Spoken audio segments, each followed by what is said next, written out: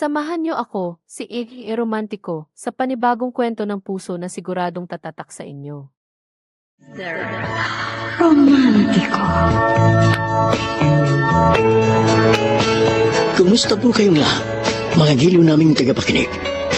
Inaanyayahan ko po kayong pakinggan ang pagsasadula ng mga liham kasaysayan ng pag-ibig na padala ng ating mga taga-subaybay at bibigyan buhay ng inyong mga paboritong bituin sa radyo. Mga kasaysayang nagtatampo ng mga pusong sugatan, mga pusong suwi, at mga pusong punong-puno ng pagmamahal. Lahat po yan sa loob ng kalahating oras dito sa ating tulang. Mr. Romantiko.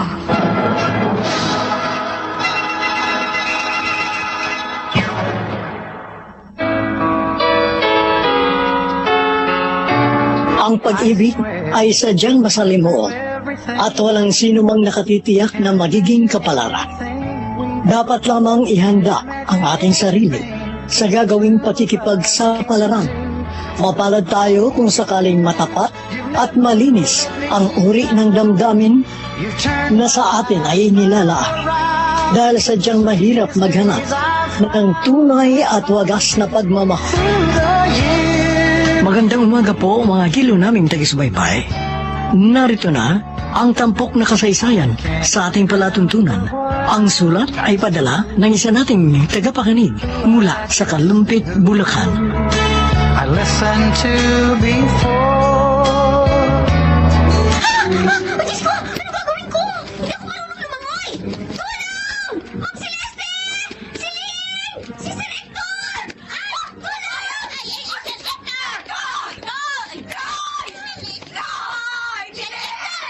Bakit mo, ma'am? Please! Iligtas mo ang anak ko!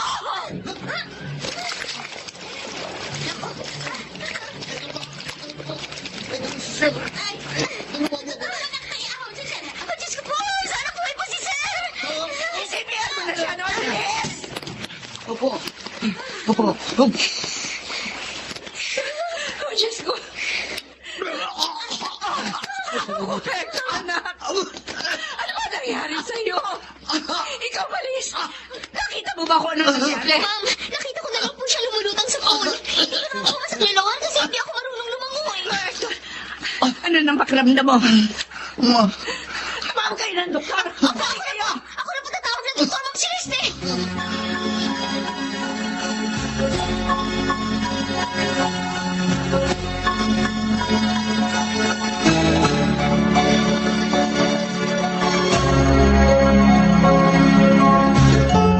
Sir Hector, ito na po yung agahan nyo. Baksilog at mainit na brewed coffee. Pakilapag na lang dyan sa table. Ito na po, sir. Kung may kailangan pa po kayo, tawagin niyo lang po ako. Nasabi sa akin na Celine, ikaw yung nakakita sa akin kagabi. Nung muntik na akong malunod sa pool.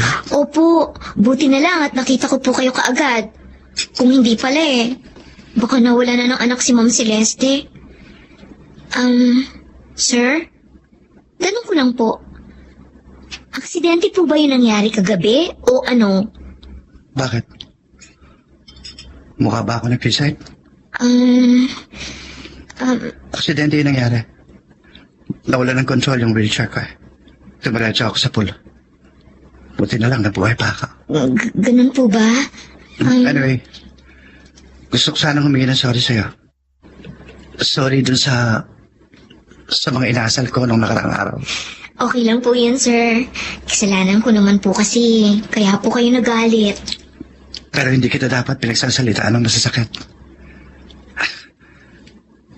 Promise ko sa'yo, hindi na ako magsusungit.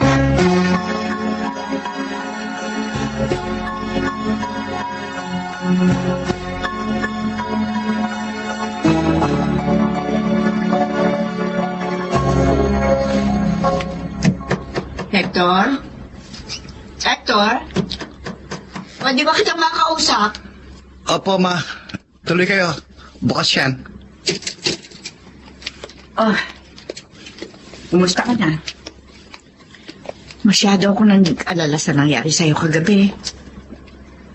Anak, tapatin mo nga ako.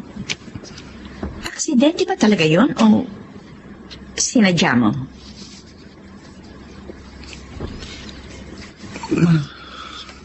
Kahit na hindi mo sabihin sa akin, alam ko, nasasaktan ka sa nangyari sa relasyon niyo ni Diana. Usap-usapan ng mga amiga ko yung engagement ng ex-girlfriend mo sa lalaking ipinalit sa iyo. Alam ko, mahal mo pa rin si Diana hanggang ngayon. So, ano ko? Nagtangka ka bang magpakamatay? Opo, ma. Sinadya ko yun. Bakit mo naman ginawa yun? Paano ko natuluyan ka? Paano na lang ako? Kami na nagmamahal sa'yo. Sasayangin mo lang ang buhay mo na dahil lamang sa isang babae. Mahal ko po si Diana, ma. Oo, naiintindihan ko, anak. Pero hindi dahilan yon para magpakamatay ka ng dahil lamang sa kanya. Maawa ka naman sa sarili mo. Marami ka pang magagawa. Marami ka pang makikilala. Hindi lang si Diana ang bubuo ng iyong mundo. Ma. Mangako ka sa akin, anak. Huwag mo na ulitin yun. Hindi ko kaya mawala ka sa akin, anak. Sorry po. Sorry po, ma. Pangako. Hindi ko na po ulitin yun.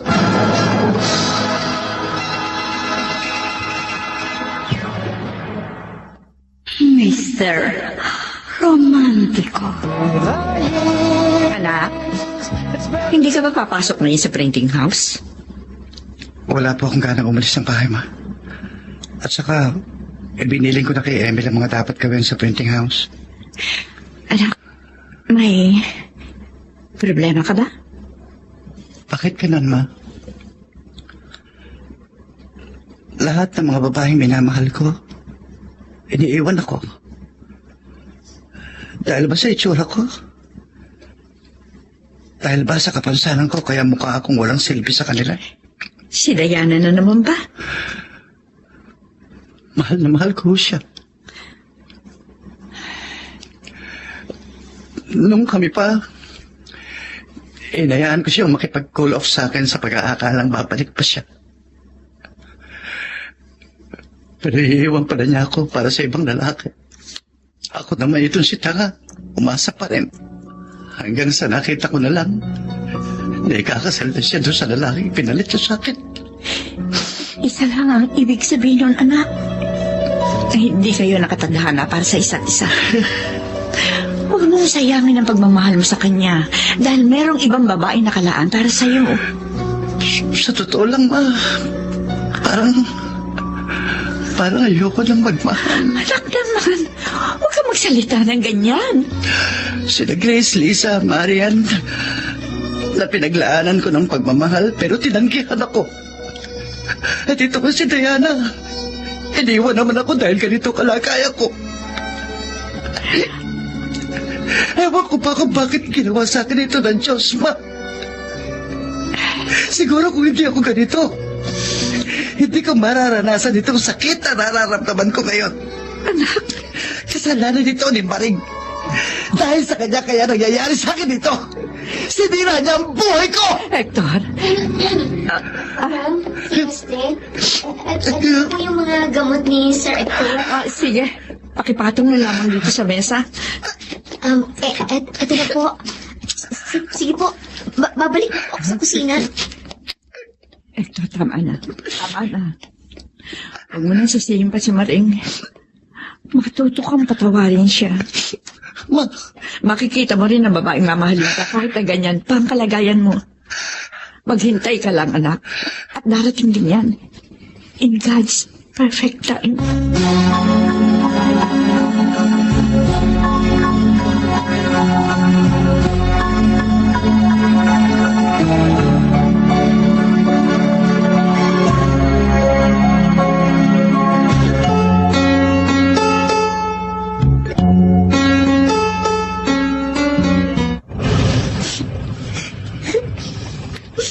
Damang-dama ko yung sakit na nararamdaman niya. Parang tinutulog ang puso ko nung makita ko siyang umiiyak ng ganon. Kasalanan ko ang lahat. Kung hindi ko ginawa yon, siguro masaya si Sir Hector sa buhay niya ngayon. Kaya malabong mapatawad pa niya ako. Maris, Ay, sir? Ay, kayo pala. umiiyak ka pa? Wala po to, sir. Huwag niyo po akong alalahanin. Mukhang marami kang nilalapan, ha? Bakit hindi ka humingi ng tulong kina Melay at Jane? Kaya ko na po itong mag-isa, sir. May ipuutos po ba kayo sa akin? Wala naman. Maris, kung hindi nakakaistorbo sa paglalabang mo, gusto sana kitang makausap kahit sandali. Sige po, sir. Tanong ko lang, ano ba ang tingin niyo sa akin? Ano ba yung kapintasan na naoobserbahan niyo sa akin? Sa physical na itsura ko? Wala naman po akong masasabi. Guwapo naman po kayo. Nang bola ka pa. Totoo, sir. Hindi pa ako nagbobola sa inyo. May isa pa akong tanong. Kung sakaling mag-aasawa ka, gugustuhin mo bang mag-asawa ng isang lalaking putulang paa at naka-wheelchair? Kung mahal niya ako at mahal ko siya, wala po sa akin kung putol ang paa niya o hindi. Sa pag-ibig naman, walang pinipiling itsura o kalagayan. Kung mahal mo siya, handa mo siyang panindigan. Sana ganyan ang pananaw ni Diana. Bakit, sir? Iniwan po ba niya kayo dahil sa ganyan ang kalagayan ninyo? Sad to say, pero oo. Kahit hindi niya sabihin ang diretso sa akin, nararamdaman ko sa mga kilos niya. Anyway, thanks for your time, Maris. Wala po yun, sir. Hindi bala. From now on, susubukin kong baguhin ang ugali at pakikitungo ko sa lahat.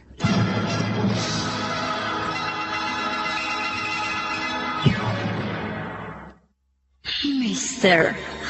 Romantico. Maris, napapansin mo ba si Sir Hector? Mukhang bumabait, ha? Oo, pansin ko nga. Siguro, na-realize na hindi na makakabuti sa imahe niya yung pagsusungit. Naniniwala naman ako na mabuting tao si Sir Hector. Ganun lang ang naging ugali niya dati kasi problemado siya sa pag-ibig. Sana, tuloy-tuloy na yung pagiging mabait niya, no? Sana Maris. nga. Ay, Sir Hector, Sir Hector, kayo pala. May kuutos po ba kayo? Wala naman. Ibibigay ko lang ito sa inyo. ay, ano yan, Sir? Tig isang box kayo ng cake. Isang Black Forest at dulce de leche cake. Binili ko talaga yan para sa inyo. Ay, naku talaga po, Sir. Ako naman. Salamat po, Sir. Oy, Maris, akin yung Black Forest, ha? Oh, sige ho. Salamat po, Sir Hector. Salamat po. You're welcome.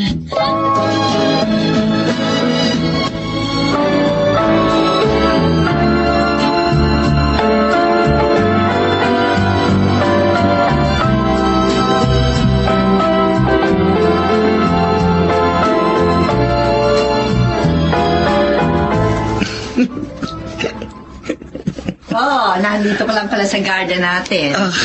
Kayo pala. Sino naman kaya nagpapasaya sa uni ko, iho ko? Kayo talaga, ma. Iniintriga niyo pa ako. For 15 years. Ngayon lamang kita nakitang masaya. Kung sino man yung nagpapasaya sa'yo, malaki ang pasasalamat ko sa kanya. Masaya lang ako, ma, kasi unti-unti ko nang nalalatgaw si Diana. Good. At saka, mas masaya pala kapag marami kang kaibigan. Basta, ipagpatuloy mo lang ang pagiging masaya. At saka, ma, may aaminin ako sa'yo. Ano yun? May babaeng nagpapasaya sa akin ngayon. Talaga? Sino ba siya? Wala, ma. Secret. Ikaw talaga, oo. Pero anak, masaya ako para sa'yo. Karapatan mo magmahal at mahalin, kahit na ganyan pa ang kalagayan mo. Basta palagi mong tatandaan, kung talagang mahal ka niya, tatanggapin ka niya anuman ang kalagayan mo.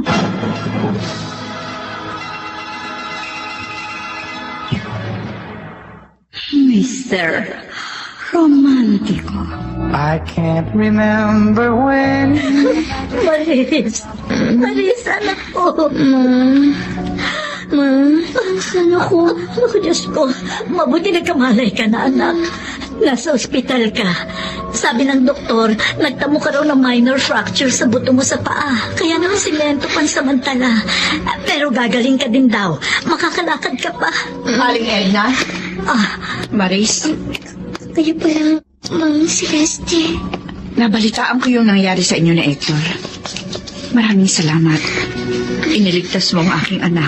Wala po yun, Ma'am. Kumusta na po si Hector? Huwag kang mag-alala. Ayos na ang anak ko. Pumunta nga pala ako rito para mag-abot ng tulong sa inyo. Eto, tanggapin nyo. Huwag nyo na rin alalahanin ng hospital bills. Ako na magbabayad nun. Salamat po, Ma'am Celeste. Alam mo ba, Maris? Sobrang nag-aalala sa'yo si Hector. Kung tutuusin, gusto kanyang puntahan dito. Pero ako na nagpumilit sa kanya na magpahinga. Nagtamon din kasi siya ng mga gasgas at konting bali sa katawan. Nagpapasalamat talaga ako sa Diyos. At ligtas kayong pareho.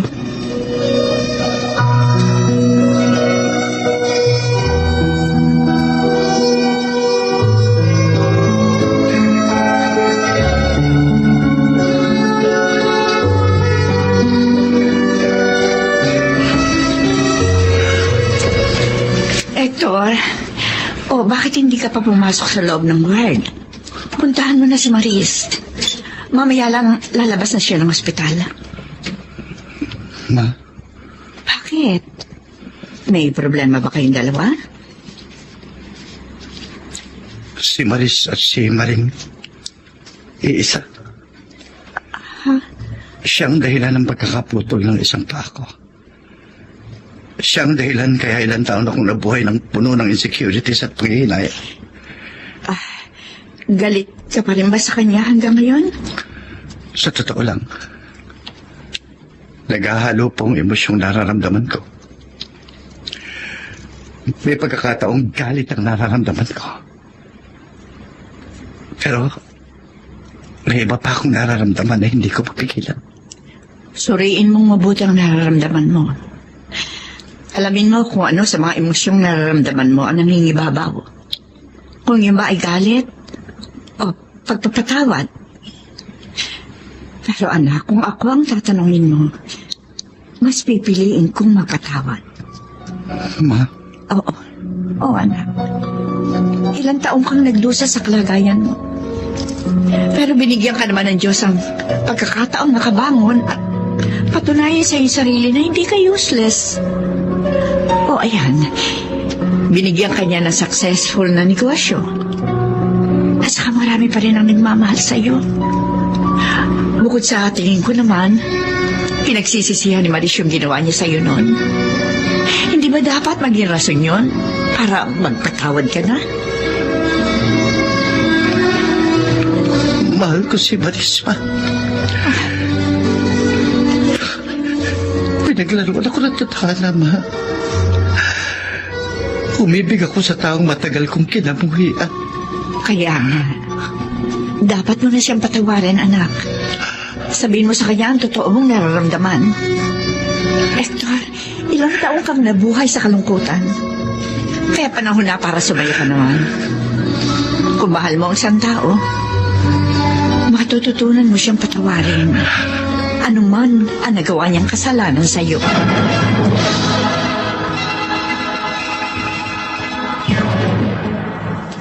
Mr. Romantiko. Narito na tayo, anak, sa bahay.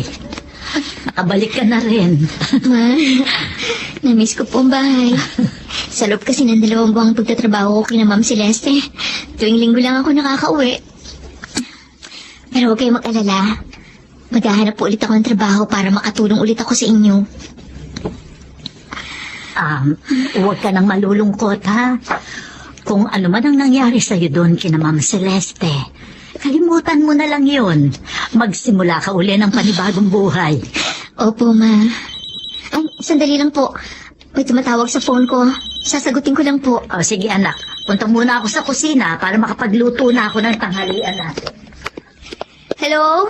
Oh, Noy, napatawag ka. Maris, gusto lang namin mangumusta ni Manang Siling. Eto, nandito siya sa tabi ko. Hello, Maris. Kamusta ka na? Manang, ayos lang ako. Kakauwi ko lang galing ng ospital. Hindi ako komportable dito sa semento sa paat binti ko. Ang kati. Talagang ganyan. Pero gagaling din yan. Kayo, kumusta na kayo dyan? Ay, ganun pa rin. Maraming trabaho. Ay, siya nga pala. Kumusta na si Sir Hector? Ayun, malungkot pa rin. Yung negosyo nga niya, pinaasikaso nga muna doon sa kanyang pinsan. At saka parang narinig ko si Ma'am Celeste na magbabakasyon daw muna sa Amerika si Sir Hector. Ganun ba? Ay, Maris, may sasabihin pala uli sa'yo si Noy. Eto. Hello, Maris. Siya nga pala, anong trabaho papasukin mo pag magaling ka na? Kahit ano, basta kaya ko magiging trabaho. Tama. May sinabi sa akin yung pinsan kong head ng HR sa isang ink factory sa kabilang bayan.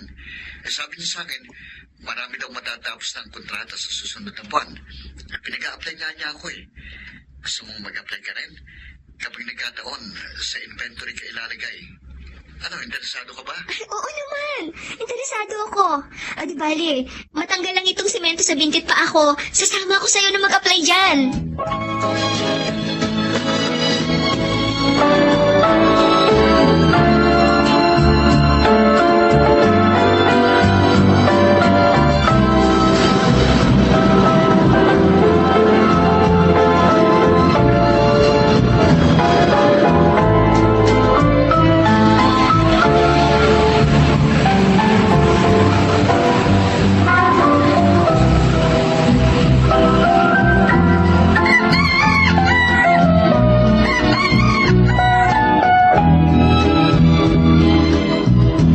Oh, ano, Maris?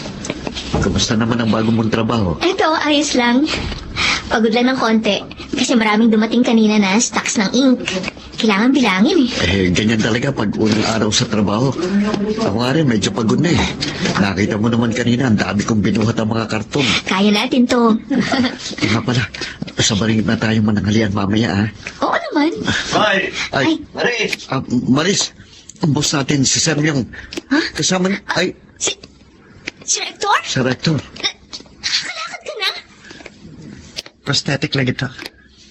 Anyway, long time no si Maris.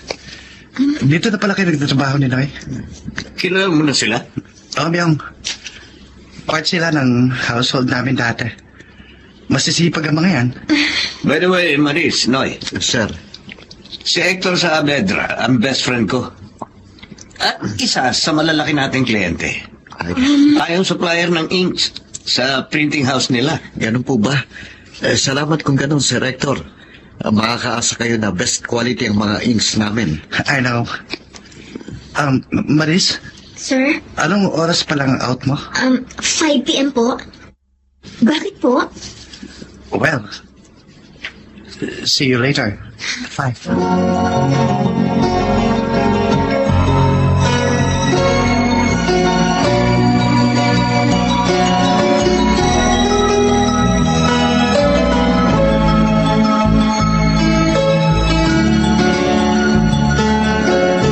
Maris, naka-out na ako. Tara, sabay na tayo. Mauna ka na, Noy. Ha? May hihintayin pa kasi ako. Ay, oo nga pala. Makikipagkita ka kay Sir Hector. O sige, bye. Bye, Noy. Saan na kaya si Sir Hector? Maris? Ay, sir. Nakakapanibago. Kasi nakakatayo at nakakalakad na kayo. Sa stage ko pa ipinagawa itong prosthetic leg ko. Kaya hindi siya tulog robot kapag naglalakad ako.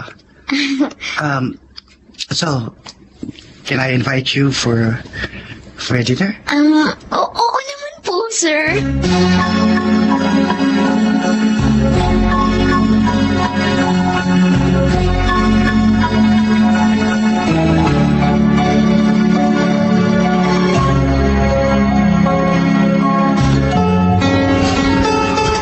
Maris, okay ka lang ba? Kanina ka patahimik. Aha? Ayos lang ako, Sir Hector. Actor na lang. Wala lang, sir. Nakakaasiwa ba na baka iniisip mo kung galit pa ako sa'yo? Alam kong galit na galit ka sa akin. Sinusumpa mo na nakilala mo pa ako. Kasi kung di dahil sa akin, sana normal na ang buhay mo. Nung una, nasa isip ko noon, hindi naging normal ang buhay ko dahil sa aksidente nga. Pero mali ako. Dahil kaya ko namang mabuhay ng normal. Pero ako lang mismong umayaw. For 15 years, pinairal ko ang galit at insecurity sa buhay ko. Kung naging miserable man ang buhay ko noon, kasalanan ko yun.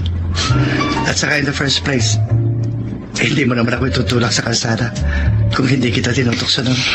Hector, Nung gabing inamin mo sa akin ang totoo at umiyak ka sa harapan ko, agad kong narealize sa mga pagkakamali ko. Hindi ko dapat sinaktan ang loob mo. I'm sorry kung sinisi kita sa loob ng mahabang panahon. pinapatawad na kita, Hector. At masaya rin ako. Pinatawad mo na rin ako sa kasalanan ko sa'yo. Magsimula ulit tayo bilang magkaibigan.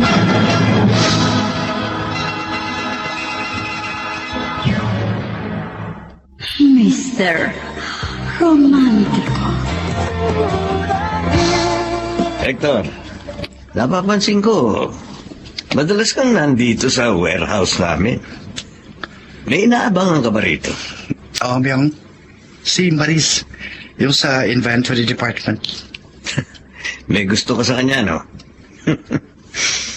Kung sa bagay, magpapakahirap ka ba naman pumunta dito araw-araw kung wala kang gusto sa kanya? Matagal na ako may gusto sa kanya. Kahit na nung nagtatrabaho pa lang siya sa akin. From a sophisticated Diana to a simple woman like Maris. Pero between the two, mas gusto ng mga lalaki ang katulad ni Maris dahil feeling secured sila. Kaya no wonder, pare. May mga nababalitaan ako nanliligaw daw sa kanya dito sa loob. Ilan sila? Siguro mga 5. Pero yung 4, ang balita ko, binasted agad ni Maris. Sino yung isa?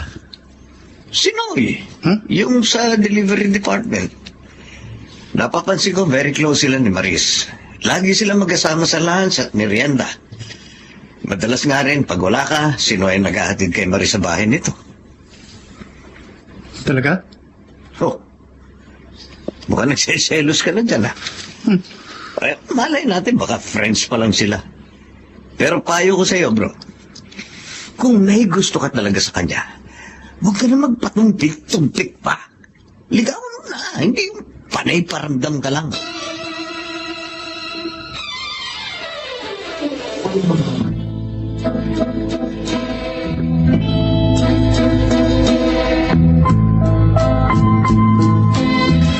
Maris, nandito tayo sa tapat ng bahay niyo. Salamat, Hanoy. Nag-abala ka pang ihatid ako sa bahay ko kahit na malayo pa yung sa inyo. Wala yun.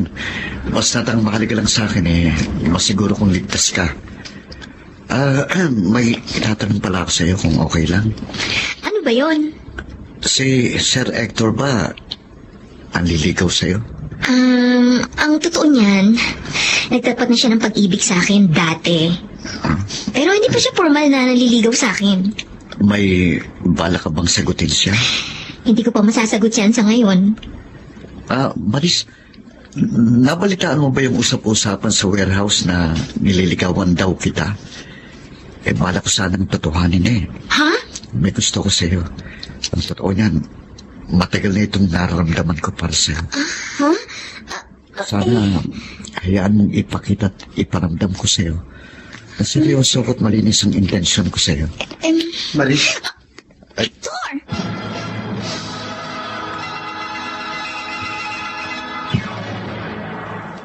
Mr. Romantico. I can't remember when. Hector, sorry ha, kung pinaghintay kita. okay lang. Pinauna ko muna si Noy para walang mistorbo sa atin. Nanliligaw ba sa'yo yun? Nagtapat na siya sa akin ng intensyong manligaw. Maris, please, huwag mo siyang sagutin. Mahal kita. Hector, Matagal ko nung sinabi yun sa'yo, di ba? Hanggang ngayon, di pa rin nagbabagong pagmamahal ko sa'yo. Nang dahil sa pag-ibig ko sa'yo, binago nito ang pagkatao ko. Tinanggal nito ang lahat ng galit at insecurity sa puso't isipan ko. Dahil sa pag-ibig ko sa'yo, natuto ko magpatawad at tanggapin ang mga pagkakamali ko. Maris, ikaw ang nagbigay ng pag-asa sa akin. I need you. Kasi mahal kita. Hector, sana bigyan mo ako ng panahon para pag-isipan kong lahat. Nakahanda naman akong maghintay. Ang mahalaga, malaman mo lang na mahal kita at malinis ang intensyon ko sa'yo. I swear if my Maris, tahimik ka anak. May problema ka ba? Ma, wala naman po akong problema. May iniisip lang po ako.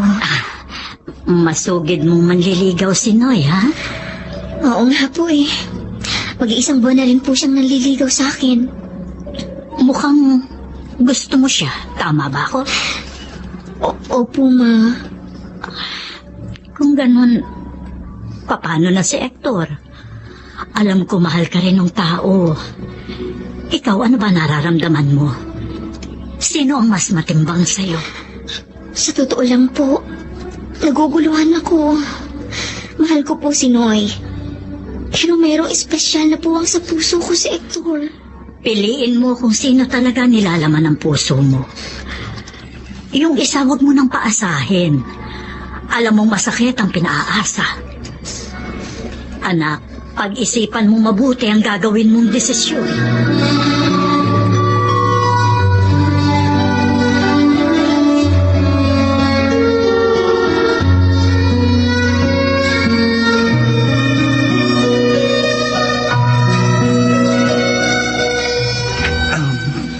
Maris, Hector, may sagot na ako sa panliligaw mo sa akin. kung gano'n, anong sagot mo? Hector, sorry. Oh. Ganun ba? Pwede kong malaman kung bakit? Si Noy ba? Siya bang sinagot po? Matagal kong pinag-isipan ito. Sinuri kong maigi ang mga nararamdaman ko. Oo, may espesyal akong nararamdaman para sa'yo. Pero hindi siya pagmamahal ng katulad ng nararamdaman ko kay Noy. Ayoko masaktan ang kalooban mo, pero kailangan mong malaman na ang totoo. Ayokong paasahin ka sa wala. Maris, Hector, huwag ka sana magalit sa akin. no. Hindi ako nagagalit sa'yo. Una sa lahat, karapatan mong pumili kung sinong gusto mong mahalin at makasama. Kaya bakit ako magagalit to? Hindi bali. Makikita mo rin ang babaeng nakatakda para sa'yo. At salamat sa pangunawa mo, Hector. Hindi mo man ako pinili. Hangad ko pa rin ang kaligayahan mo. Siguro, magiging masaya din ako kapag nakita kitang masaya. Kasama yung taong pinili mo.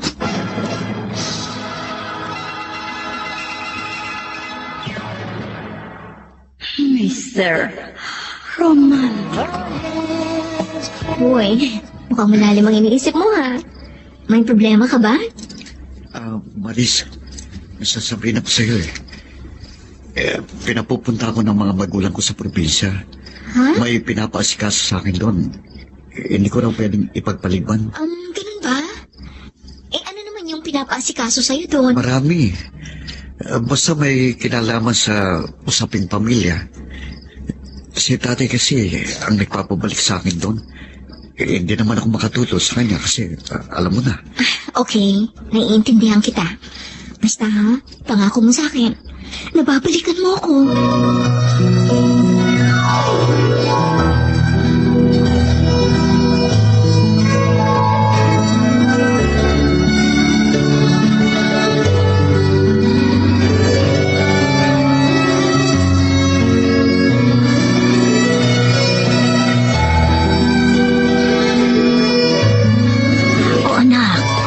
nangyayari sa'yo? Bakit ganyan ka? Parang malungkot. Ma, Oh, bakit parang iiyak ka? Dahil ba kay Noy? tingnan niyo po itong nakita ko sa Facebook. Okay na, patingin nga. Teka, si Noy ito ah. Sino itong kasama niyang babae? At parang may relasyon sila. Hindi na bumabalik sa akin si Noy. Ano? Ma, ang sakit malaman. Pagkatapos ko siyang mahalin, ipagtataksilan niya ako. May relasyon na sila ng babaeng nasa picture noon pang 1 buwan. Ma, niloko po ako ni Noy. Ganun ba? Napakasama naman pala ng lalaking yan. Huwag kang umiyak, Maris. Kailangan mong maging matatag. Tao po. Maris, Opo. teka, di ba si Ano Hector yan? yun? Hector! Oo, sandali lang ha, nandyan na. Halika, tuloy ka, Hector. Salamat po, Aringeta. Maris, mukhang kagagaling mo lang sa pag-iyak ah. Umiiyak siya kasi Siya nga ho pala, may dala akong pagkain para sa inyo. ako, salamat iho. Maris, ikaw, subukan mong ngumiti kahit may problema ka. Basta tandaan mo lang, kung kailangan mo tulong ko, I can't remember. nandito lang ako. Sabihin mo sa akin ang problema mo, baka makatulong ako. Si Noy, iwalay na kami ng boyfriend ko. Ha? Talaga? Pero bakit? Nadiskubre ko na kaya pala siya bumalik ng probinsya. Hindi para bisitahin ang mga magulang niya, kundi para makipagtanan dun sa kabit niya. Niloko lang niya ako, Hector. Hindi ko akalain na magagawa niya yan sa akin. Sama naman ang lalaki niya. Ginampanan ko naman ang tungkulin ko bilang girlfriend niya. Naging tapat naman ako sa kanya. Tapos lulukuhin lang pala niya ako. Basta-basta lang niya ako ipagpapalit sa ibang babae. Hector, Naintindihan kita. Masakit talagang lokohin ng taong minahal at pinagkatiwalaan. Pero matatapos din yan. Kalimutan mo na si Noy. Isipin mo na lang na hindi kayo para sa isa't isa. Alam mo, marami naman siyang ibang lalaking pwedeng magmahal sa'yo eh. Kaya ikaw, huwag kang umiyak dyan. mahirap mawala yung mahal mo. Nakakalungkot. Masakit. Nakakamiss. Bakit ganun? Pagkatapos ng saya, dadating din yung time na iiwan ka niya. Ang sama pa. Doon pa sa part na sobrang mahal mo na siya. Nasasaktan ako sa tuwing nakikita kitang umiiyak, Maris. Huwag mo nang saktan para sarili mo. Buksan mo ang mga mata mo at makikita mo. Mayroong ibang lalaki ang magmamahal sa'yo. At ako yon, Maris.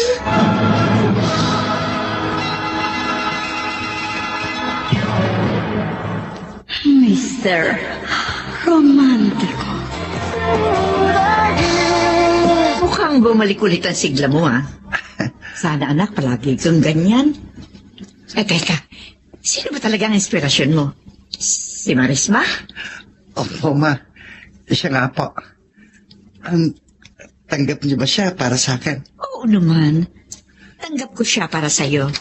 Lalo na alam ko na ugali ni Maris. Malayo man siya sa katayuan natin, pero naniniwala ako mabuti siyang tao. At kung ano yung nagpapasaya sa'yo, ay di doon ako. Salamat, ma. Oh, anong ginagawa mo para mapasagot siya? Eto, puspusan pong ginagawa kong panliligaw sa kanya. Sana, sagutin niya ako. Siguro, ako na ang pinakamasayang lalaki kapag nangyari yun.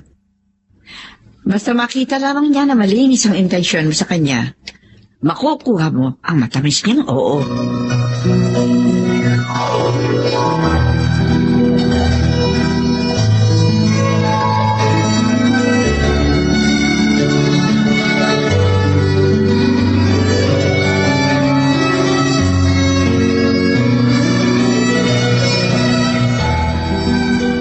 Bakit niyo ako dinala dito sa resort sa itaas ng bundok? Anong meron, Manang Siling? Ay, basta. O sige ha, aiwan na kita. Sandali! Bumalik ka dito, Manang Siling! Maris, Hector? Teka! Anong meron? kaya kita ipinasundo kay Siling. Dahil magkakaroon tayo ng candlelight dinner doon sa itaas.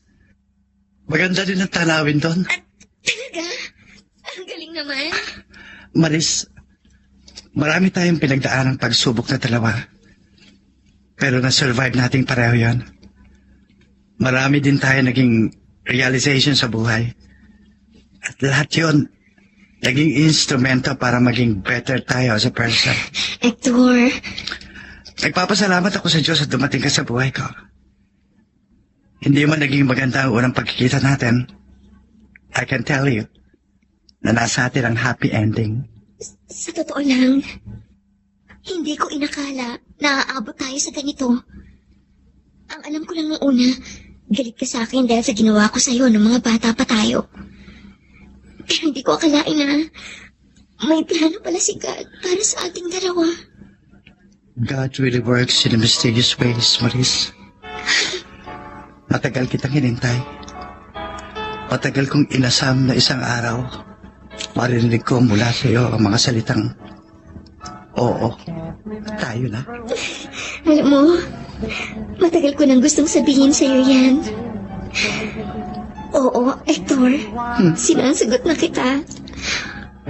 Pumapayag na akong maging girlfriend mo. Talaga? Oh, yes! Thank you, Lord! Oo nga pala. Okay ba sa mama mo na maging tayo? Alam niya na ba? Huwag kang mag-alala. Botong-boto si Mama. Actually, siya nga nagplano na dalhin kita dito sa resort. Well, ako naman ang nagluto na magiging dinner natin, ha? Talaga? Marunong ka magluto? Marunong ako magluto. At sigurado magugustuhan mo ang mga luto ko. May kapangpangan touch kaya yun. Na-excite na ako mag-dinner. Nagugutom ka na ba? Tara, kumain na tayo. Ay, wait. May bibigay pala ako sa'yo. Heto. Teka, Sing-Sing? Ano to? Kasal na agad? Boyfriend-girlfriend ring. Wow! May ganito talaga? Tayo magpapauso yan. Malay mo, mauwi yan sa wedding ring. Ikaw talaga. Marami kang paandar. Pero gusto ko yan. Proud ako suotin itong singsing na to. Malay nga natin. Baka sa simbahan din ang tuloy natin. May isa pa akong surprise sa'yo. Ay! Diyos ko po! Hector! Mga sky lanterns ba yan? 50 pieces na sky lanterns. Sabay-sabay na pinalilipad sa langit. Para sa'yo. Ano, nagustuhan mo ba? Oo, mahal. Ang ganda nilang pagmasdan. Nagliwanag ang madilim na langit. Ngayong gabi, pinakawalan at inakyat ko sa langit ang lahat ng masasakit na alaala na nangyari sa buhay natin. Simbolo din yung mga sky lanterns ng bagong liwanag at pag-asa sa ating dalawa. Maris, pangako ko sa'yo, pakamamahalin kita habang buhay. Ako rin, mahal. Salamat. At ako ang pinili mong mahalin.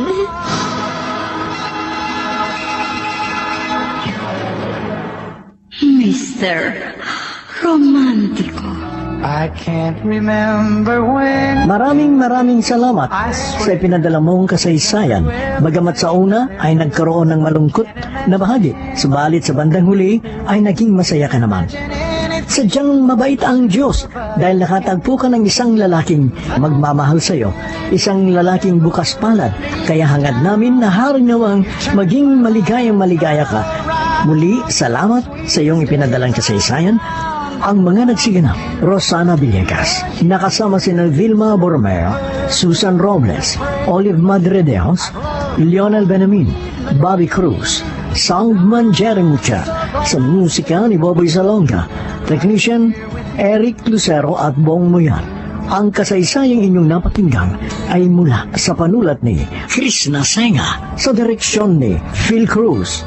Mga kaibigan, muli ko po kayong inaanyayang abangan ang isa na namang magandang kasaysayan ng pag-ibig na aming itatampok sa susunod nating pagtatanghal. Hanggang sa muli, ako po ang inyo. Mr. Romantico.